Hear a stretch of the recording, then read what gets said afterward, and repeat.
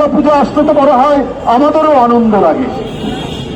আমাদের হিন্দু ধর্ম সম্প্রদায়ের যারা নেতৃবৃন্দ আছেন, আমরা তাকে কখনো ফান করে, রসিকতা করে অথবা সিরিয়াসলি বলে এবারের পুজোর নাড়ু কই, মিষ্টি কই, লুচি কই, ভাজি কই, ওরা এনে দেয় বা ওদের বাসায় যায়, পূজা মণ্ডপে যায়। এই দৃষ্টান্ত অনেক পুরনো।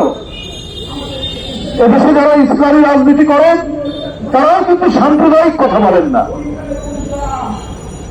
অন্য ধর্মের প্রতি আক্রমণ করে কোনো কথা বলেন না।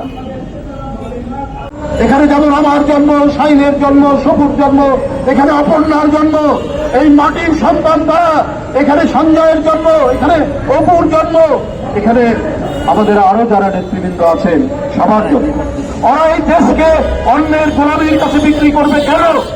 এখানে যদি সিরাজউদ্দৌলা আর মোহনলাল একসাথে লড়াই করতে পারে দেশের মুক্তির জন্য, দেশ রক্ষার জন্য, ঠিক একইভাবে আমরা হিন্দু মুসলমান আমরা লড়াই করব, দিল্লির দাসত্বকে খান খান করব। আপনাদের সবাইকে ধন্যবাদ। আজকে তারা এখন যে মিছিল